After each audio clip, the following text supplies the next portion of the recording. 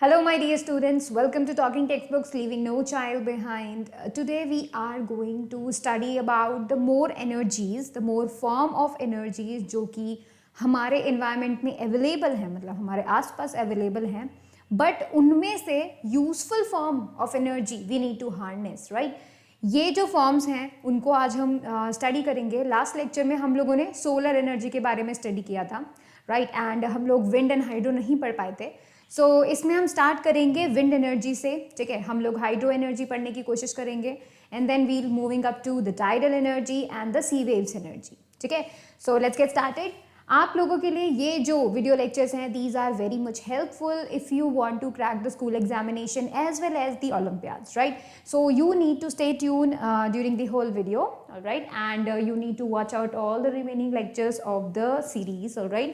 If you want DPP and study material, you can access them through our Telegram channel. You need to write TTB010 in the search box of the Telegram app. If you do so, you are going to get the drop-down list of the class 10 channel. You can join that channel, access all the DPPs and study material along with the notifications of the video classes. Alright, now see, this is the team which is going to provide you a very much good content, and by learning that content you can definitely access the knowledge you need to crack the examination. Basically that is the motive of providing these lectures to you, and we are doing very much hard work for that, as these video lectures are free for everybody. So anybody who wants to watch these video lectures can watch it for free. ठीक है, and make sure that you do study from these video lectures. ठीक है, and आपको उसके बाद क्या करना है, इसको स्टडी करने के बाद आपको शेयर भी करना है आपके सभी फ्रेंड्स से, ताकि वो भी अपने स्कूल एग्जामिनेशन के जो गोल्स हैं उन्हें क्रैक कर सकें.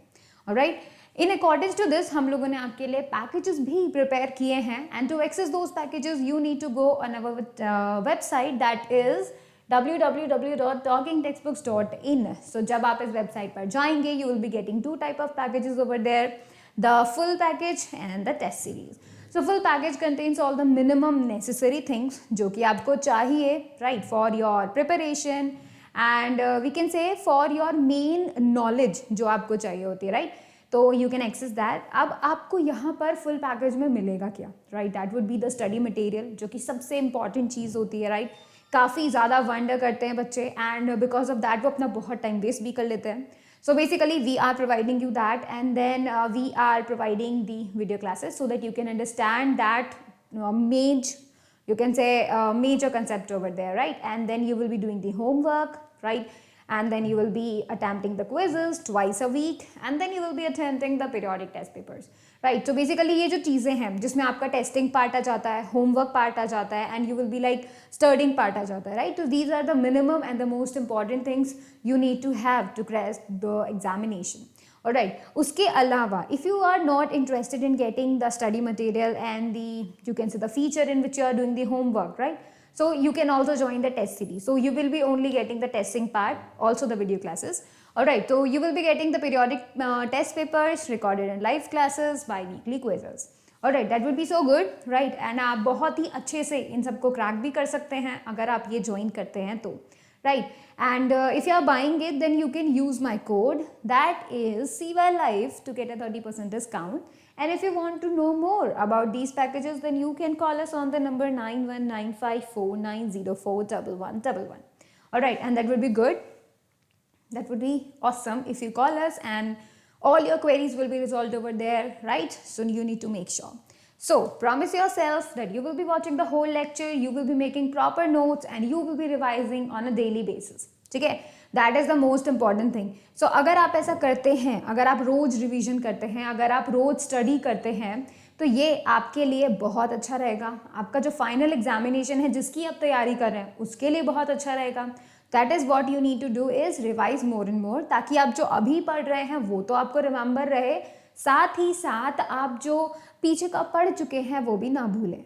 ठीक है, तो इसके लिए आपको रिवीजन करना बहुत ज़रूरी है. So let's get started. आज का lecture 4 that is wind, hydro, tidal and sea waves energy. इन 4 एनर्जी पर हम फोकस करेंगे. ठीक है, हम लोग कोशिश करेंगे कि आज के लेक्चर में हम इन चारों को पढ़ लें. ठीक है, चलिए. So first of all let's look at the wind energy. Wind energy पे देखते हैं. विंड एनर्जी बेसिकली हमें ये बात पता है कि विंड किसे कहते हैं। विंड होती है moving air basically. So wind is just the moving air. तो आप मूविंग से समझ पा रहे हैं, जब तक हवा रुकी रहती है तब तक आपको एनर्जी नहीं मिलेगी, बट एक बार अगर हवा चलने लग जाए तो उससे आपको एनर्जी मिलने लगेगी। ठीक है, that is the concept behind the wind energy. यहाँ पर आपको ये पता होना चाहिए कि जो हवा है वो चलते रहने चाहिए। और हमें ये बात पता थी जब हमने एनर्जी पढ़ा था, ठीक है, in the 9th class, right. तो एनर्जी जब हमने पढ़ा था तब हमें ये बात पता चली थी कि कोई भी चीज़ अगर मूव करती है, अपना पोजीशन चेंज करती है विद टाइम, सो उसके पास एनर्जी होती है, that is the kinetic energy, right. तो अगर हवा भी अपनी जगह से चलती है तो उसके पास रहती है काइनेटिक एनर्जी। इसी काइनेटिक एनर्जी को हम कन्वर्ट करेंगे इलेक्ट्रिसिटी में bye using the wind energy, and that is the wind energy, right. अगर आप वो इलेक्ट्रिसिटी यूज करते हो तो आपने एक अनयूजेबल फॉर्म ऑफ एनर्जी को एक यूजेबल फॉर्म में कन्वर्ट कर दिया है। ठीक है, यही हमारा मेन मोटिव है बिहाइंड द विंड एनर्जी। पर कैसे हम ऐसा कर पाते हैं? क्या हम हमेशा इसको कर पाएंगे? क्या हम इजीली इस एनर्जी को ले पाते हैं, या फिर बहुत ही ज़्यादा मुश्किल है इस एनर्जी को हार्नेस करना? Let's see that. ठीक है, अब देखिए, as the moving object possesses kinetic energy and as such they are capable of doing mechanical work by virtue of its motion।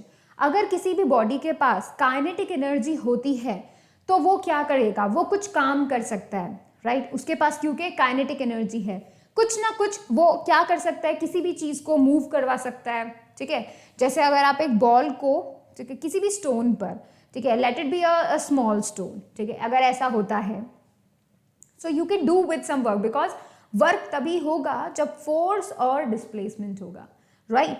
इसी केस में हम लोगों ने यहाँ पर इस काइनेटिक एनर्जी का फायदा उठाया। हम लोगों ने क्या मूव करवाया है? फर्स्ट ऑफ ऑल हम लोगों ने मूव करवाई है बड़ी बड़ी विंड टर्बाइंस। ठीक है, अगर हम ये मूव करवा देते हैं तो हम लोग इलेक्ट्रिसिटी को बना सकते हैं bye using that mechanical energy. So first of all हमने क्या किया, हमने वही काइनेटिक एनर्जी को, जो काइनेटिक एनर्जी हवा में थी, उसी काइनेटिक एनर्जी से जो विंड की बड़ी बड़ी ब्लेड्स हैं उन्हें मूव करवाया। ठीक है, अगर वो मूव करी that would be some work is done and the mechanical energy is converted over there. अब उसके पास मैकेनिकल एनर्जी आ चुकी है, वो मैकेनिकल एनर्जी से जो इलेक्ट्रिक जनरेटर है वो है जो है रोटेट होगा। ठीक है, उसके बाद जाके you are going to get the electricity. Alright, now see, let's see, wind also possesses the ability of performing mechanical work because it is the air in motion। अब क्योंकि वो मोशन में है तो वो मैकेनिकल वर्क करने के काबिल है। अगर उसके पास ये मोशन नहीं होता, मतलब अगर उसके पास ये मोशन, ये एनर्जी नहीं होती तो वो ये नहीं कर पाता। मीन्स एक स्टिल एयर किसी भी चीज़ को रोटेट नहीं करवा सकती, कोई मैकेनिकल वर्क नहीं कर सकती। लेकिन एक ऐसी एयर जो कि मूव कर रही है वो करवा सकती है। फॉर एग्जाम्पल, आपने पेड़ों के पत्ते तो हिलते हुए देखे हैं, राइट। तो वो उनका मैकेनिकल वर्क है। अगर थोड़ी सी भी हवा चलेगी तो वो पत्ते हिलने लगेंगे। इसका मतलब चलती हवा ने उन पेड़ों पे कोई मैकेनिकल जो है वर्क किया है ताकि वो अब मूव कर रहे हैं, राइट।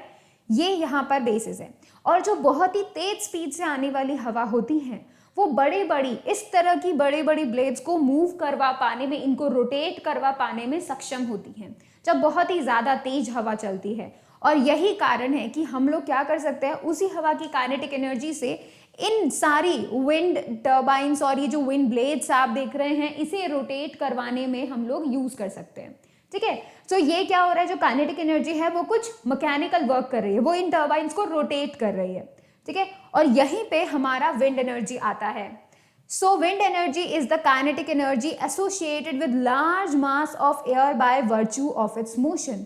क्योंकि बहुत ज़्यादा तेज़ी से हवा चलती है तो बहुत सारा हवा, ठीक है, उसका मास, बहुत सारी हवा एक साथ आती है, राइट। वो मूव करती है एक जगह से दूसरी जगह, चाहे वो बहुत तेज स्पीड से चल रही होती है। Just because of that speed and a very large amount of air is present over there, that is capable of rotating the wind turbines or the wind blades. ठीक है, solar energy is responsible for the blowing of the air। अब आप सोचेंगे ये कैसे, solar energy कैसे जो है इसका रीजन है या फिर रिस्पॉन्सिबल है हवा के चलने से। So let me tell you one thing. सबसे पहले आप ये समझें किस तरीके से सन की एनर्जी यानी कि सोलर एनर्जी अर्थ तक पहुंचती है, कैसे पहुंचती है। Alright, so let me tell you this. यहां पर आप देखिए, ये है सन, ठीक है। सन की रेज आती है तो वो तो पैरेलल आती है, सही बात है, सारी की सारी रेज आती हैं parallel.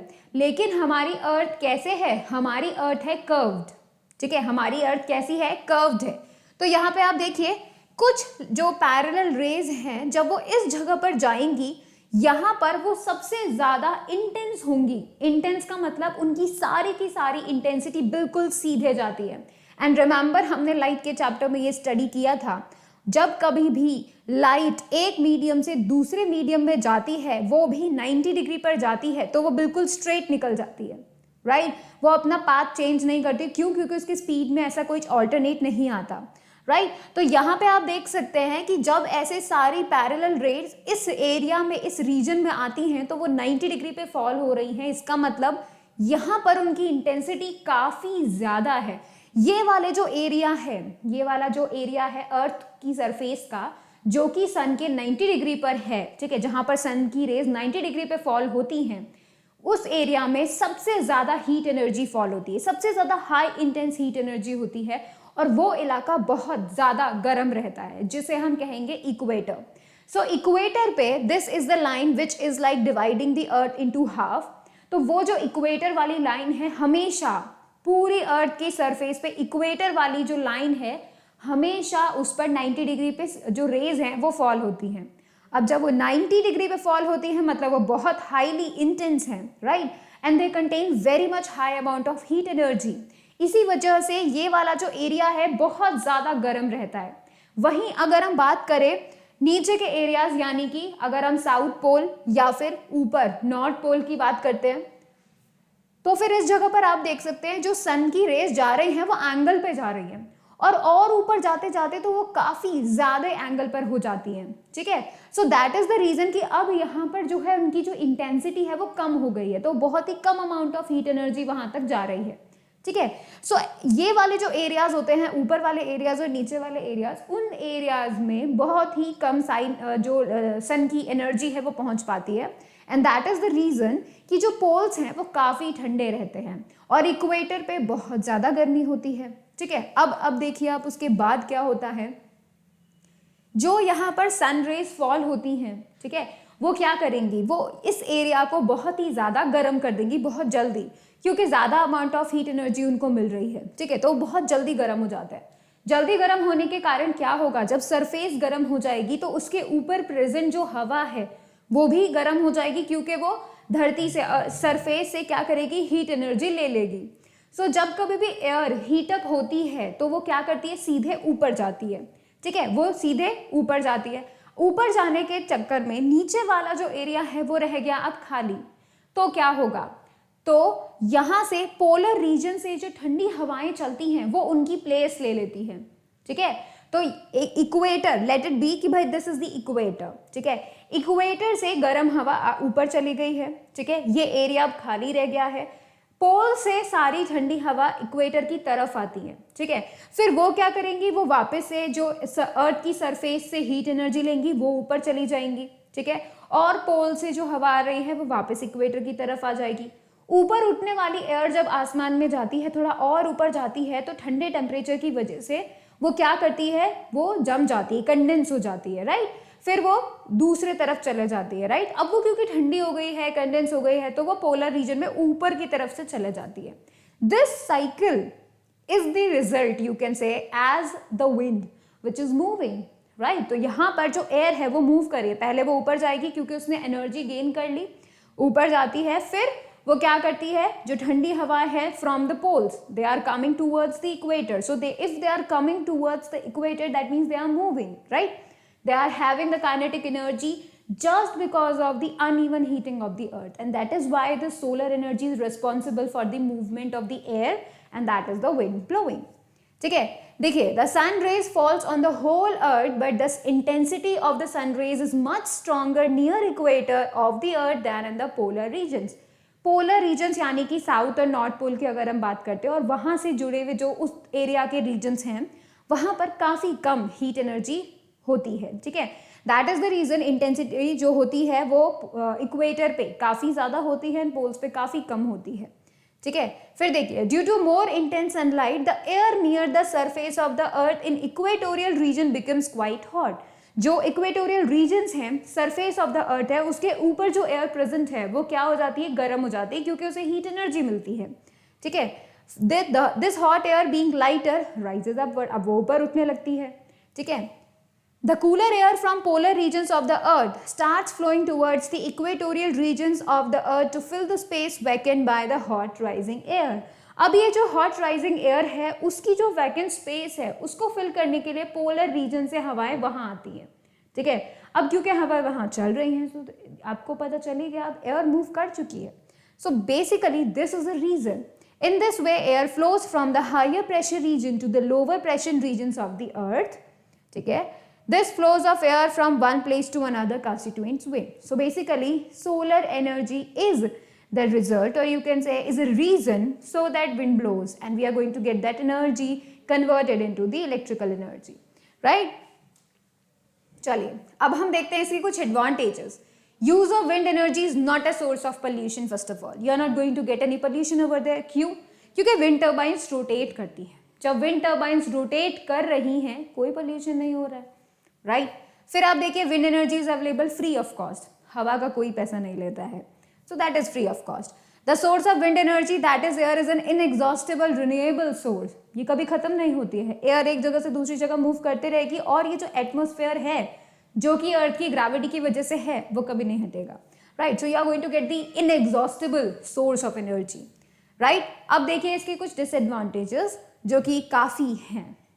One of the most important limitation of wind energy is that it may not be available at all times. Number one, आपको हमेशा ये हवा नहीं मिलेगी. That is the most important thing. The windmills and the sailboats remain unoperational and no useful work can be done unless there is a plenty of fast blowing wind. आपको 15 kilometre per hour की speed से हवा चाहिए. अगर उससे कम हवा आती है, इससे कम स्पीड की आती है, तो जो वो विंड एनर्जी, विंड टर्बाइंस हैं वो बिल्कुल मूव नहीं करेंगी. That is the main thing कि अगर आप इसे ऑपरेशनल करना चाहते हैं, ठीक है, अगर आप इसे हमेशा वर्किंग कंडीशन में रखना चाहते हैं, तो like it has to be, हवा हमेशा 15 किलोमीटर पर आवर मूव करनी ही चाहिए, ठीक है. The speed of the wind at a place varies with time and season.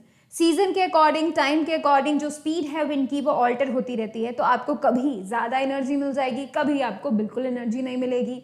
So this can be taken as a disadvantage over there. ठीक है. The kinetic energy of the wind can be utilized only at the site. जहां आपने wind mill को खड़ा किया है, जहां पर वो खड़ी हैं, सिर्फ उसी जगह पर ही आप काइनेटिक एनर्जी को इलेक्ट्रिक एनर्जी में कन्वर्ट कर सकते हैं. उसके अलावा आप कहीं नहीं कर सकते, राइट? तो दैट मीन्स आपको उसी जगह पर ही कन्वर्जन करना होगा, राइट? ये उसके कुछ डिसएडवांटेजेस हैं.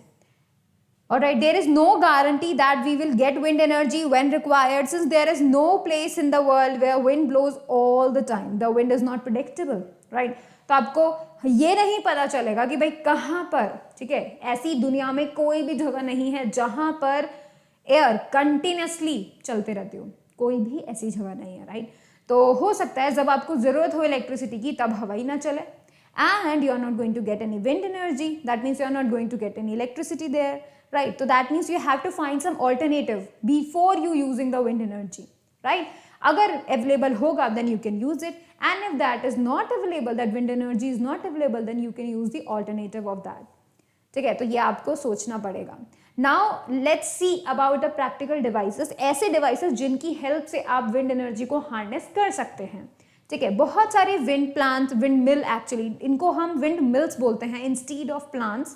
ठीक है, ऐसी बहुत सारी विंड मिल्स जो होती हैं एग्जिस्ट करती हैं काफ़ी एरिया में. अब देखिए हमें ऐसा एरिया ढूंढना होगा जहाँ पर पूरे साल तो नहीं होती विंड ब्लो, पूरे साल नहीं होती, बट मोस्टली हो. फॉर एग्जाम्पल लाइक 12 में से कम 9 मंथ्स तो कम से कम विंड चले, राइट? ऐसी हम कुछ प्लेसेस को फाइंड आउट कर सकते हैं, और फिर उन जगहों पर विंड मिल लगाना would be very much efficiency and very much useful, you can से.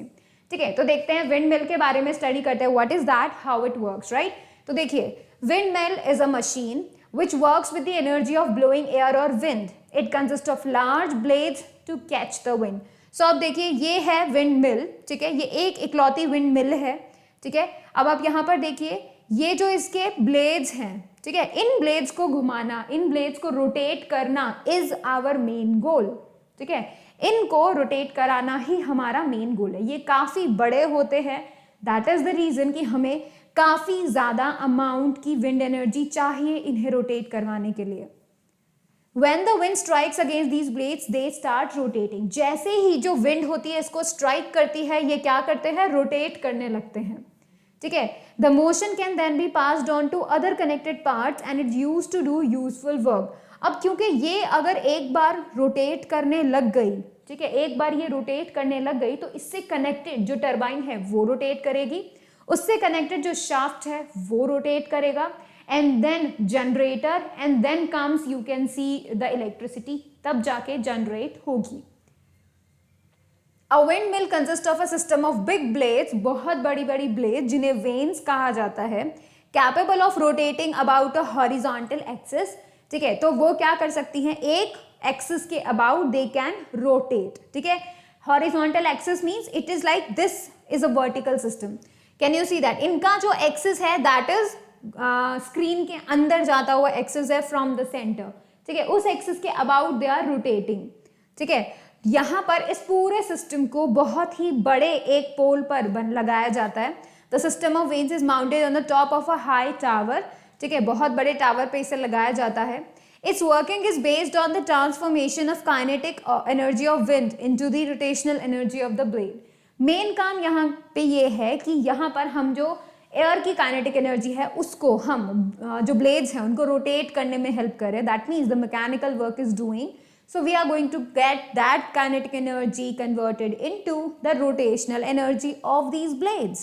क्योंकि अब वो rotate करने लग गए, right? The system of blades is connected to one end of the rod called shaft.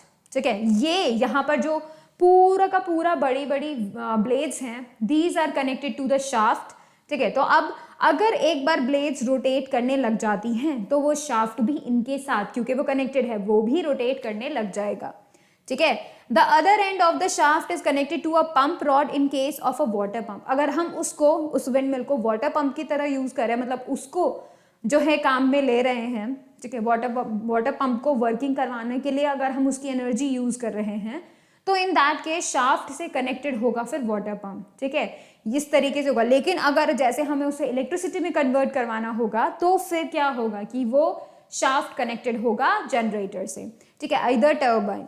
This end is bent in the form of inverted V and is connected to the free end of the pump rod of the water pump. जब हम water pump की बात कर रहे हैं उस case के लिए यहाँ पर जो इसके एंड हैं वो एक उल्टे V शेप में होंगे, उस फॉर्म में हम लोग इसे लगाएंगे, ठीक है.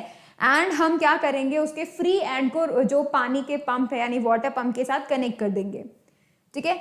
When the wind blows, it rotates the blades of the windmill. The shaft turning about its axis rotates the crank. और जब जब wind blow होगी, blades rotate करेंगी, blades rotate करेंगी तो shaft rotate करेगा, and उससे connected जो crank है वो rotate करेगा, right? You can see this crank or rod or the shaft, ठीक है, तो ये भी इससे connected है, and that's how they are going to rotate with the blades.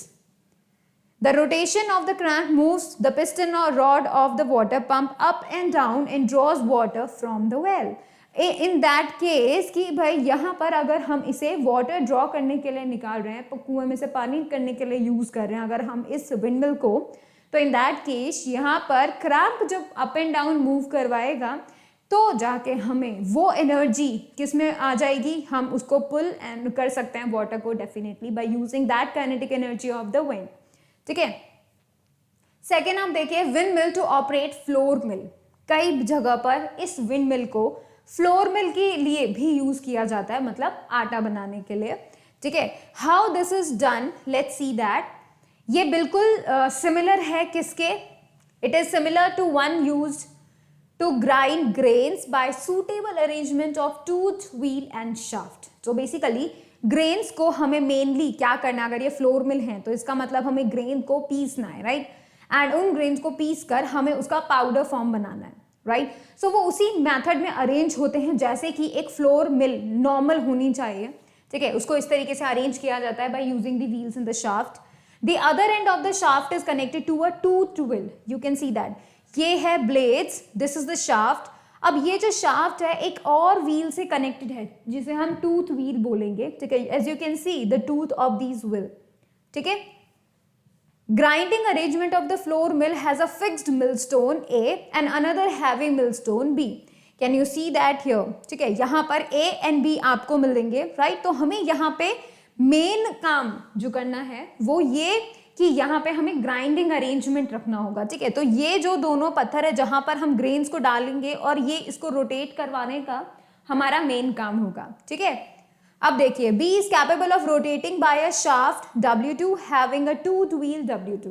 ना अब देखिए यहाँ से पहला वाला दिस इज W1 जो यहाँ से ब्लेड्स मूव करने पर ये शाफ्ट मूव करेगा, रोटेट करेगा। इसके साथ साथ ये कनेक्टेड टूथ व्हील जो है ये रोटेट करेगा। इसके रोटेशन से W2 जो टूथ व्हील है वो रोटेट करेगा। W2 से कनेक्टेड जो शाफ्ट है वो रोटेट करेगा एंड देन तब जाके यहाँ पर जो B है हमारा ये वाला सरफेस जो है ये रोटेट करेगा, right. And then you are going to get that the W1 wheel is coupled with the wheel W2 such that the rotation of wheel about a horizontal axis rotates the wheel about a vertical axis. This is the change and major factor.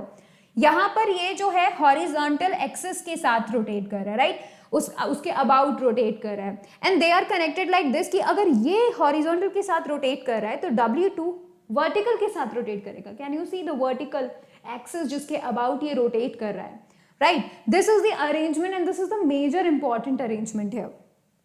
The wheel W1 rotates as the shaft W1 connected to blades rotates due to the rotation of the blades of the windmill. तो अगर एक बार ये wind mill की blades rotate करने लग जाती हैं तो उससे कनेक्टेड शाफ्ट रोटेट करेगा, इस शाफ्ट से कनेक्टेड ये टूथ व्हील रोटेट करेगा, राइट। एंड देन इन दोनों का अरेंजमेंट के बेसिस पर ये अपने हॉरिजॉन्टल यू कैन से वर्टिकल एक्सिस पर W2 रोटेट करने लगेगा। अब इसकी जो एक्सिस है ये पूरा शाफ्ट है ये रोटेट करने लगेगा and then these big stones, ठीक है, ये रोटेट करने लगेंगे as they are connected to a one by one they are connected to do that. Thus the kinetic energy of the wind by virtue of its motion rotates the windmills which in turn operates a floor mill and is able to grind the grain, and this is how you are using the wind energy to grind the grains here, right। तो ये भी एक small setup है जिसकी help से we can do the small work, right। यहाँ पर हम लोग ग्रेन्स को करने का काम करें। सो बेसिकली विंड एनर्जी को हार्नेस करने के लिए सिर्फ हम इलेक्ट्रिसिटी नहीं ले रहे हैं, we are using it for the another works also, right. जैसे कि कुएं में से पानी निकालने के लिए we are using that, right. हम लोग ग्रेन्स को पाउडर फॉर्म में चेंज करने के लिए हम लोग ऐसा यूज कर रहे हैं। So they are very much useful. Actually we are just using the kinetic energy of the air to do so, right? Now let's see the wind generator, and here we are going to get the electricity energy from the wind energy, that is from the kinetic energy of the wind.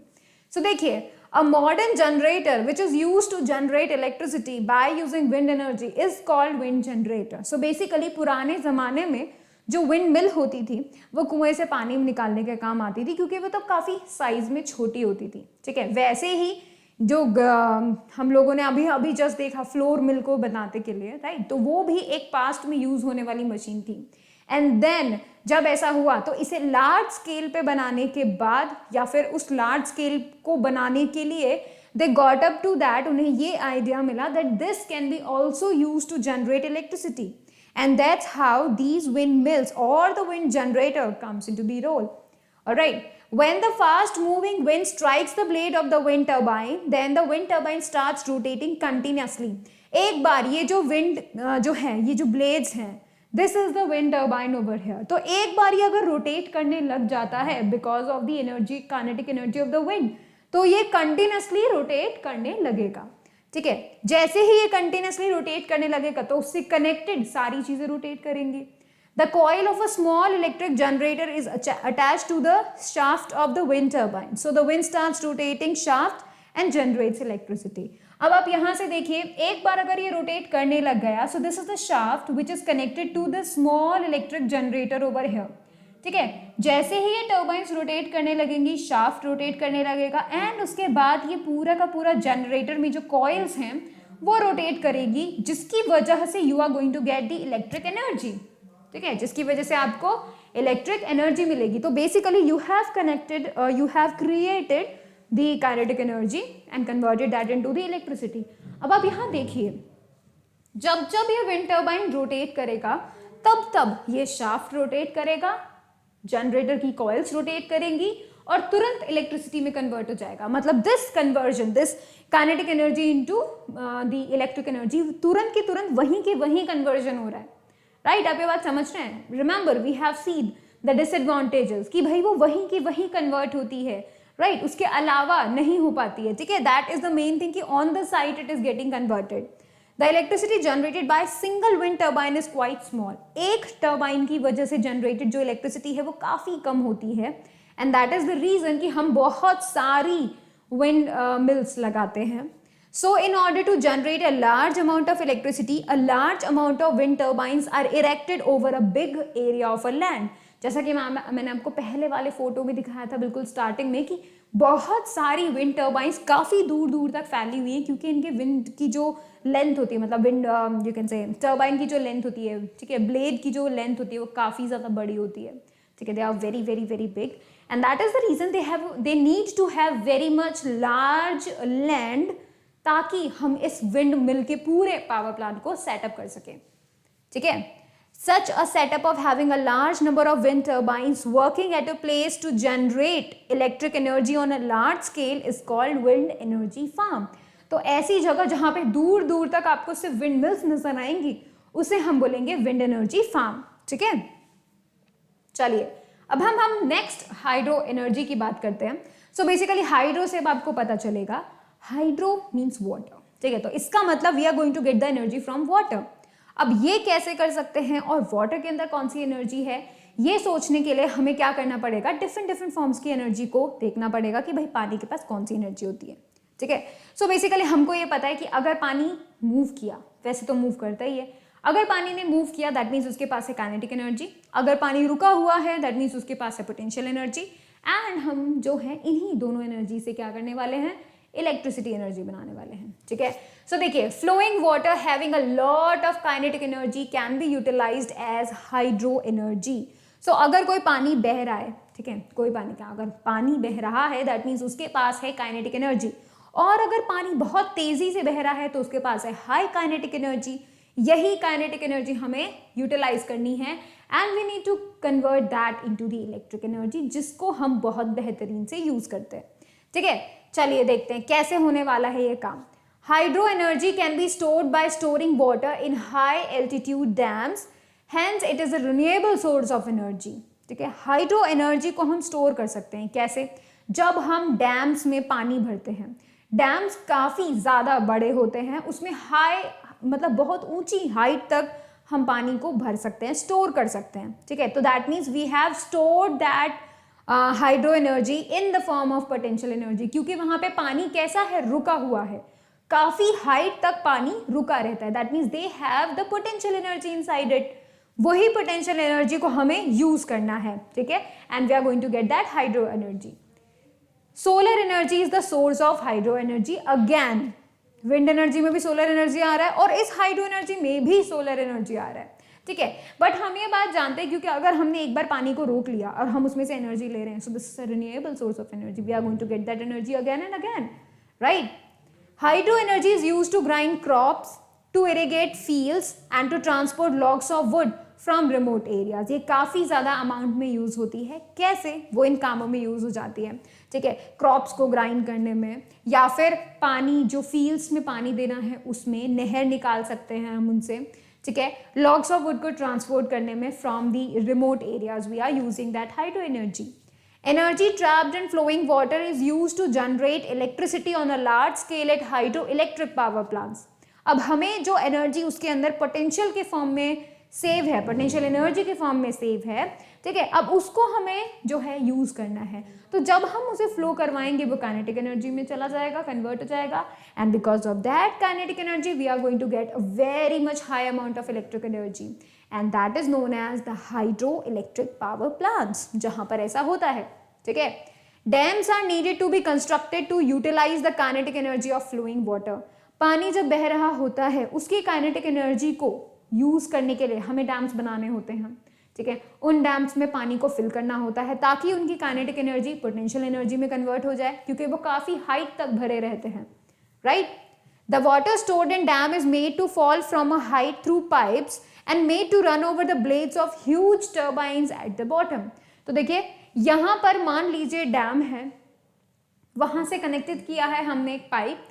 इस pipe में, क्योंकि आप देख सकते हैं हमें ये बात पता है, ठीक है, जब हमने प्रेशर के बारे में स्टडी किया था तो हमें ये बात पता है कि अगर हम पानी की गहराई में जाते जाते हैं, जितने ज्यादा गहराई में जाएंगे उतना ही ज्यादा वहां पर उस पॉइंट पे प्रेशर बढ़ेगा, राइट।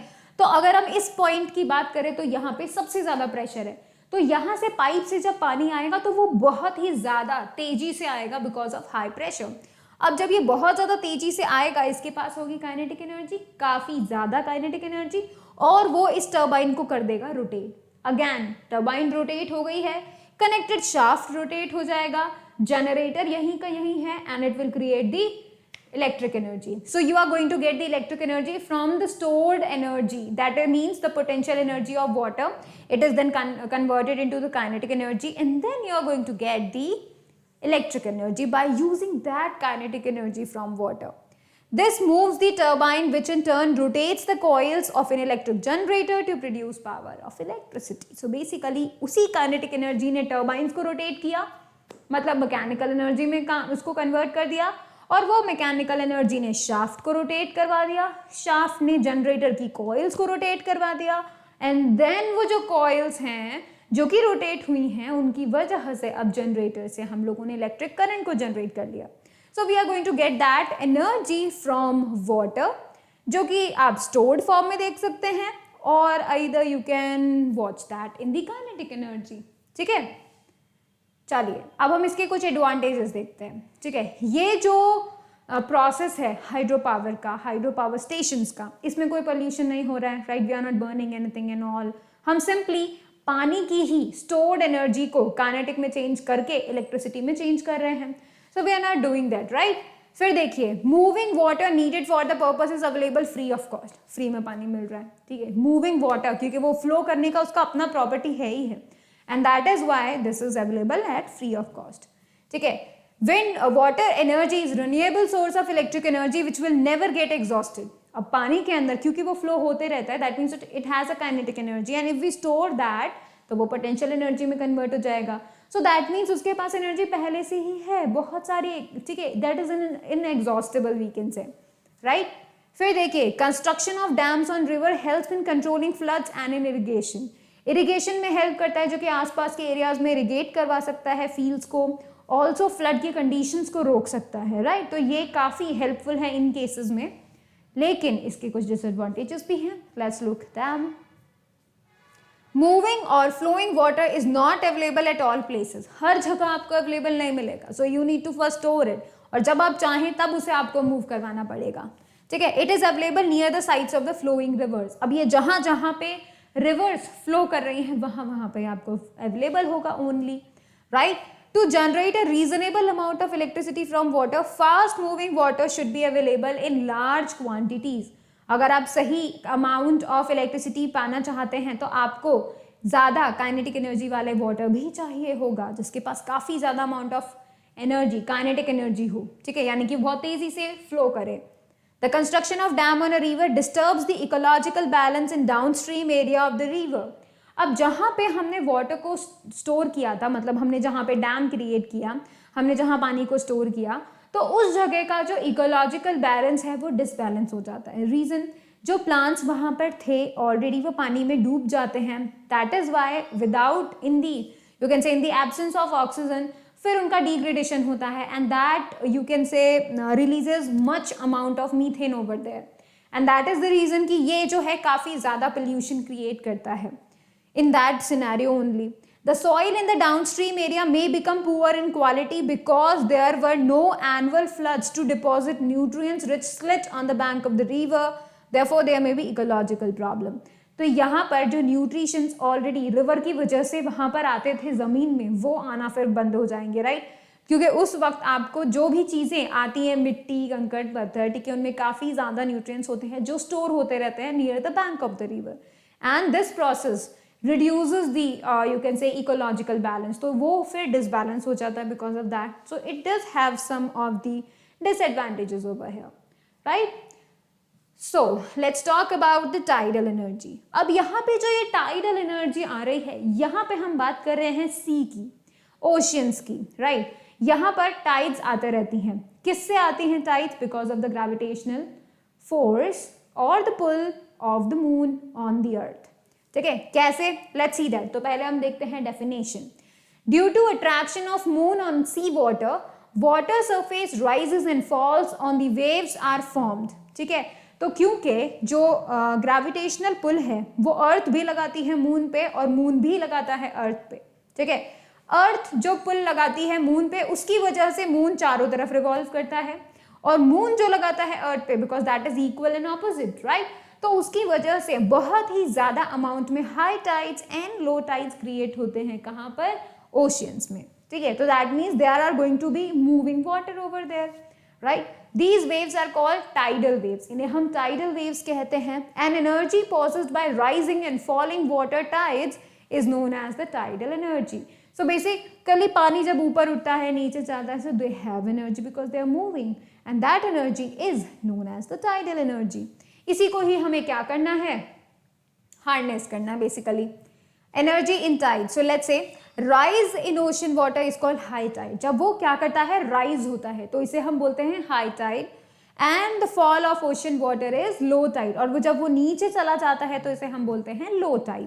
ठीक है, अब आप देखिए ये जो वेव्स हैं इन्हें हिंदी में ज्वार भाटा बोला जाता है. In the oceans build up and recede, rise and fall twice a day. एक दिन में दो बार ये क्या करती हैं? राइज एंड फॉल करती हैं, right? And that's how they have the energy. Between the high tides and the low tide there is an enormous movement of water which can be used to generate large amount of energy. काफ़ी ज़्यादा movement होता है because high Tide होने पे पानी ऊपर जाएगा and low tide पे वो बहुत तेज़ी से नीचे आएगा. So they have a high amount of energy over there and we need to harness that, right? We can actually harness that. This type of energy generation can take place in coastal areas definitely. जहाँ पर सी होगी, जहाँ पर ये tides होंगी, उन्हीं जगहों पर हम इसकी एनर्जी को एक्सेस कर सकते हैं, हार्नेस कर सकते हैं, right? So let's see how we do that. कैसे हम कर रहे हैं? Tidal energy can be harnessed by constructing a tidal barrage और टाइडल डैम. हमें एक टाइडल डैम बनाना होगा या फिर बैराज बनाना होगा. ठीक है, across a narrow opening to the sea and fixing a turbine at the opening of the barrage. So you can see that हमने यहाँ पे एक टर्बाइन को सिचुएट किया है. ठीक है, this is the small opening of the sea here. ठीक है, यहाँ पर हम लोगों ने क्या किया? टर्बाइन लगाया है and this is the barrage over here. ठीक है, अब आप देखिए किस तरीके से हाई टाइड पे और लो टाइड पे ये दोनों पे काम करेगा. ठीक है, देखिए during high tide when the level of water in the sea rises, sea water flows into the reservoir of the tidal barrage and turns the turbine to generate electricity. अब देखिए यहाँ पे आ रहा है हाई टाइड, पानी यहाँ पे काफी ज्यादा अमाउंट में है. अब हाई टाइड आता है तो पानी ऊंचा उठता है, ऊंचा उठने की वजह से उसे यहाँ से जगह मिलेगा और वो इधर जाएगा. So there is the turbine जो कि पानी के मूवमेंट की वजह से रोटेट करने लगेगा, going to get the energy from there, right? अब पानी यहाँ चला गया बिकॉज यहाँ पर हाई टाइड थी तो सारा पानी यहाँ से इधर आ गया. अब लो टाइड के दौरान क्या होता है? During low tide when the level of water in the sea falls, अब क्या हो रहा है? पानी बहुत नीचे चला गया. The stored sea water in the tidal barrage reservoir flows out into the sea and turns the turbines again to generate electricity. अब जब लो टाइड होती है तो देखिए सी के अंदर पानी बहुत नीचे चला गया, लो टाइड है, तो क्या होगा? जब ये हाई टाइड में अचानक से गया था पानी, तो यहाँ पे पूरा रिजर्वायर में पानी भर गया. ठीक है, अब जैसे ही यहाँ पे लो टाइड होगा वैसे इस रिजर्वायर में से पानी यहाँ आ जाएगा, सी में आ जाएगा वापस, तो अगेन एक बार फिर से टर्बाइन रोटेट करेगी. सो दैट्स हाउ जब ये टर्बाइन रोटेट करेगी तब हमें इलेक्ट्रिसिटी मिलेगी. एंड व्हाट वी डिड है, हमने यहाँ पर जो पानी की एनर्जी है उसी एनर्जी से डेफिनेटली वो मूव कर रहा है तो उसके पास होगी काइनेटिक एनर्जी, राइट। तो उसकी ही काइनेटिक एनर्जी को हमने क्या किया है, टर्बाइंस को रोटेट करने में यूज किया, यानी कि मैकेनिकल एनर्जी में कन्वर्ट कर दिया है, and we are going to get the electric energy again, ठीक है। So that is the tidal energy, ठीक है। अब देखिए इसकी कुछ लिमिटेशंस, डेफिनेटली इसकी बहुत सारे लिमिटेशंस हैं, ठीक है। The rise and fall of water during tides is not high enough to generate electrical energy on a large scale. काफी ज्यादा अमाउंट पे इलेक्ट्रिसिटी प्रोड्यूस हो, इतना हाई और लो टाइड्स नहीं होते हैं, ठीक है। फिर देखिए there are very few places suitable for building dams, definite सी बात है, जहां पे नैरो ओपनिंग होना चाहिए सी का, and this can B only done on the oceans, right, जहां पे ज्यादा अमाउंट में high tides and low tides होते हों। सो कुछ ही ऐसे प्लेसेस हैं जहां पर हम इस तरीके के डैम को जनरेट कर सकते हैं। It is for these reasons that the tidal energy is not likely to be a major source of energy. इसी वजह से हम टाइडल एनर्जी से एनर्जी तो ले सकते हैं पर इतनी ज्यादा नहीं जितनी कि हम और सोर्सेस से यूज कर रहे हैं, ठीक है। काफी कम अमाउंट ऑफ एनर्जी जो है यहाँ पे मिलती है, and we does have locations in India for that, ठीक है। तो हमारे पास 2 लोकेशंस हैं यहाँ पे, गुजरात में है गुल्फ और कच्छ लांबा, एंड वेस्ट बंगाल में है सुंदरबंस, ठीक है। तो यहीं पर ही हम लोग टाइडल एनर्जी को यूज कर सकते हैं, मेनली टाइडल डैम्स लगा सकते हैं, ठीक है, रिजर्वायर बना सकते हैं, लेकिन फिर भी कुछ अमाउंट ऑफ एनर्जी तो एटलीस्ट जनरेट कर सकते हैं from this enormous energy from the sea, right. Now let's talk about the sea waves energy, ठीक है। अब यहाँ पर जो सी वेव्स एनर्जी है, बिकॉज हम लोग ये बात जानते हैं कि सी में कंटिन्यूसली वाटर फ्लो होते रहता है, ठीक है।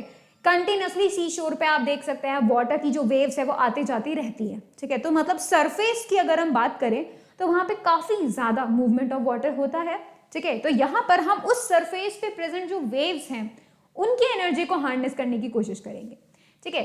So due to the blowing of wind on the surface of ocean, very fast sea waves move on its surface. अब क्योंकि हवाएं चलती रहती हैं, दैट वाई वाटर लेवल जो है सी का जो ऊपर का सरफेस है वो सरफेस का वाटर क्या करता है, आगे पीछे मूव करते रहता है, ठीक है। So that is the reason कि वो हमेशा मूव करते रहता है, बेसिकली वेव्स वहां पे जनरेट होती है, very small waves we can say. Due to their high speed sea waves have a lot of kinetic energy in them. अब क्योंकि वहां पे तेजी से हवाएं चलती है, एंड दैट इज व्हाई ऊपर का जो सरफेस है वो काफी तेजी से मूव करता है। काफी तेजी से मूव करने का मतलब high speed, and high speed का मतलब high kinetic energy. So we are going to get the high kinetic energy over there. The energy of moving sea waves can be used to generate electricity, and that is how we are going to get the sea waves energy. It can be done as follows. Let's see. One idea is to set up floating generators in the sea. These would move up and down with the sea waves. This movement would drive the generators to produce electricity. You can see. ये जो यहाँ पर बताए गए हैं, these are the floating generators. जैसे जैसे ये पानी जो है मूव करेगा, यहाँ पे वेव्स आएंगी जाएंगी, तब तब ये जो जनरेटर्स हैं ये अप एंड डाउन मूव करेंगे, है ना। तो जब ये अप एंड डाउन मूव करेंगे तब ये अपने फंक्शनिंग की वजह, because these are the generators, तो अपनी फंक्शनिंग की वजह से अपने जो इनको मैकेनिकल एनर्जी मिल रही है उसकी हेल्प से they can generate the electricity, right. दूसरा मेथड क्या है कि ये जो सी वेव्स हैं इन्हें ऊपर और नीचे जो है बहुत सारी बड़ी बड़ी ट्यूब्स के इनको नीचे या ऊपर लेकर जाया जाए, ठीक है। Just like this you can see that as the waves move up the air in the tubes is compressed. जैसे ही वेव्स ऊपर जाएंगी तो उसके अंदर जो एयर है पंप के अंदर वो क्या करेगा, वो जो है ट्यूब के अंदर बेसिकली कंप्रेस हो जाएंगी, ठीक है। This compressed air can then be used to turn a turbine of the generator to produce electricity. और ये जो कंप्रेस्ड एयर है, यही कंप्रेस्ड एयर क्या हो सकती है, यूज हो सकती है to generate the electricity. So basically we are going to use the waves, sea waves actually energy, sea waves energy जहां से हमें मिल रही हैं बिकॉज ऑफ दैट, ठीक है। बट इनमें भी हमारे पास काफी ज्यादा प्रोज एंड कॉन्स हमें मिलेंगे, राइट, जो कि हर उसमें मिलते हैं।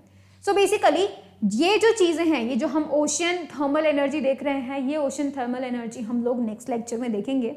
सो यहाँ पर हमने जो देखी हैं energy, that is what we have seen the wind energy, hydro energy, tidal energy, and then comes the sea waves energy.